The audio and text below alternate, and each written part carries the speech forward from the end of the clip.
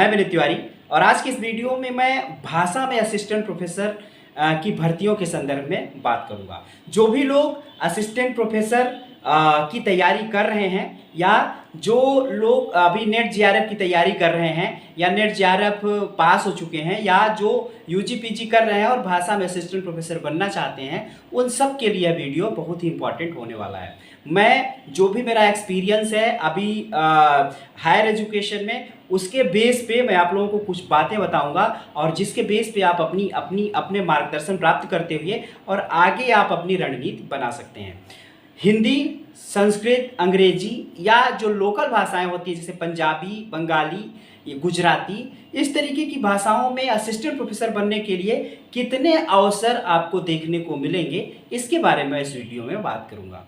आप लोगों को इतना तो कॉमनली आप लोगों को समझ ही है कि हिंदी और अंग्रेजी दो ऐसे विषय हैं जो लगभग पूरे भारत के हर एक राज्य में पढ़ाए जाते हैं। ऐसी स्थिति में पंजाबी का क्षेत्र पंजाब तक सीमित है, बंगाली का क्षेत्र बंगाल तक सीमित है, पश्चिम बंगाल तक, गुजराती का क्षेत्र गुजरात तक सीमित है। इस तरीके से जो लोकल अपनी भाषाएं हैं, लोकल अपनी लैंग्वेजेस हैं, स्टेट तक सीमित हैं, उनमें असिस्टेंट प्रोफेसर बनने में कम वैकेंसीज आती हैं और उसमें मेहनत ज़्यादा होता है। हालांकि एक ही क्षेत्र के लोग उसमें, एक ही राज्य के लोग ज़्यादातर उसमें फॉर्म फिल करते हैं, परंतु अगर हम इसकी तुलना में बात करें तो जो देश स्तर की भाषाएं दो हैं, देश स्तर की भाषाएं दो हैं मुख्य रूप से। संस्कृत भी हर जगह नहीं पढ़ाई जाती है। देश स्तर की दो भाषाएं हैं, हिंदी और अंग्रेजी। सभी राज्यों में, चाहे पंजाब हो, चाहे पश्चिम बंगाल हो, चाहे गुजरात हो, हर जगह हिंदी भी पढ़ाई जाती है और अंग्रेजी भी पढ़ाई जाती है। लगभग हर एक स्टेट में अंग्रेजी तो मुख्य रूप से पढ़ाई ही जाती है।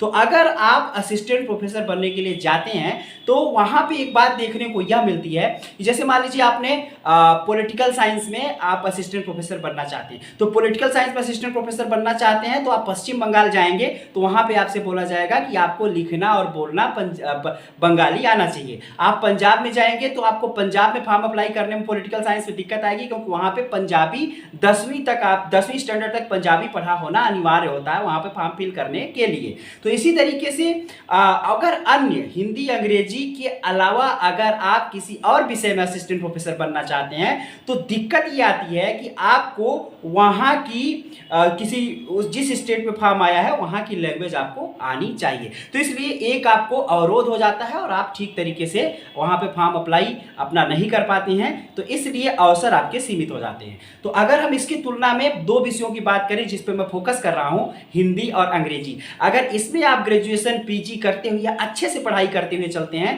तो इसका स्कोप इतना ज्यादा ब्रॉड है कि आप कल्पना नहीं कर सकते। अभी यह हरियाणा में अंग्रेजी की वैकेंसी असिस्टेंट प्रोफेसर की आई थी, हालांकि वो रिटर्न ले लिया हरियाणा गवर्नमेंट में, लेकिन वहां पे सबसे ज्यादा वैकेंसी अंग्रेजी में देखने को मिली थी। 300 से ऊपर वैकेंसीज थी। और ऐसे ही हिंदी में वैकेंसीज आती हैं। यूपी हायर एजुकेशन कमीशन की आप अगर प्रीवियस एडवर्टाइजमेंट देख लें तो आपको काफ़ी ज़्यादा 300, 290 इस तरीके की वैकेंसीज आपको असिस्टेंट प्रोफेसर की हिंदी में देखने को मिलेगी। और बिहार में भी अभी वैकेंसी आई थी, उसमें भी हिंदी अंग्रेजी में बहुत ज़्यादा मात्रा में वैकेंसी थी। तो कुल मिला के हर वैकेंसी ज़्यादा आने का कारण क्या है? वैकेंसी ज़्यादा आने का मेन कारण यही है कि लगभग हर एक कॉलेज में वैकेंसी, हर एक कॉलेज में हिंदी और अंग्रेजी पढ़ने वाले बच्चे हैं। संस्कृत की भी वैकेंसी कम आती है, क्योंकि सारे स्टेट में संस्कृत उतनी मात्रा में नहीं पढ़ाई जाती है, लेकिन हिंदी और अंग्रेजी प्रथम भाषा, द्वितीय भाषा के रूप में हर एक राज्य में पढ़ाई जाती है। और अगर हम बात करें तो जितने भी, अगर आप हिंदी अच्छे से जानते हैं तो आप पश्चिम बंगाल में जाएंगे तो वहां पे हिंदी जो है भाषा के तौर पर उतना मजबूती से नहीं पढ़ाई जाती है। अतः हिंदी भाषी राज्यों के जो लोग होते हैं उनका प्रोनाउंसिएशन ज़्यादा बेहतर होने की वजह से उनका सिलेक्शन होने की संभावना उन राज्यों में बेहतर होती है। जैसे अगर हम बात करें पंजाब की, तो पंजाब में अंग्रेजी और पंजाबी चलती है, हिंदी उतना ज़्यादा मात्रा में नहीं पढ़ाई जाती है और उतना ज़्यादा लोग बोलते भी नहीं, या तो पंजाबी या अंग्रेजी। जैसे हिंदी भाषी राज्यों के लोग क्या करते हैं, हिंदी बोलते हैं और अंग्रेजी। उसी तरीके से वहाँ पे लोकल लैंग्वेज क्या होती है, पश्चिम बंगाल, पंजाब हुआ, गुजरात हुआ, या तो गुजराती या अंग्रेजी। तो हिंदी वहाँ पे उतना ज़्यादा बोलचाल में ना होने की वजह से थोड़ा सा डाउन होती है। तो अतः हिंदी का कोई व्यक्ति जाता है हिंदी भाषी राज्य का तो उसके सिलेक्शन की संभावना और अच्छी होती है। वजह यही है उसका प्रोनाउंसिएशन भी बढ़िया होता है, लैंग्वेज पे उन लोगों की तुलना में कमांड भी अच्छी होती है। जैसे हम लोगों की हिंदी पे कमांड, जो हिंदी भाषी हैं तो हिंदी पे कमांड अच्छी होती है, अंग्रेजी पे थोड़ा वीक कमांड होती है, तो उसी तरीके से ये चीज़ें होती हैं। तो मुख्य रूप से अगर हम बात करें यहाँ पे तो कंक्लूजन के तौर पर यही कि हिंदी और अंग्रेजी दो ऐसे विषय हैं कि जिसमें असिस्टेंट प्रोफेसर बनने के लिए अच्छी मात्रा में वैकेंसीज आती हैं, और ग्रेजुएशन से ही कोई इन दो विषयों को पकड़ के बढ़िया से पढ़ना स्टार्ट करे तो उसका सिलेक्शन 100% होने की संभावना होती है। तो बाकी राज्यों से भी तुलना करके मैंने बताया कि क्या चीज़ें होती हैं। तो ये एक इम्पॉर्टेंट बात थी जो एक मार्गदर्शक के तौर पर मुझे अपने चैनल पे उपस्थित सभी व्यूअर्स के साथ शेयर करनी चाहिए थी, जो मैंने किया। तो इस वीडियो में इतना ही, नेक्स्ट वीडियो में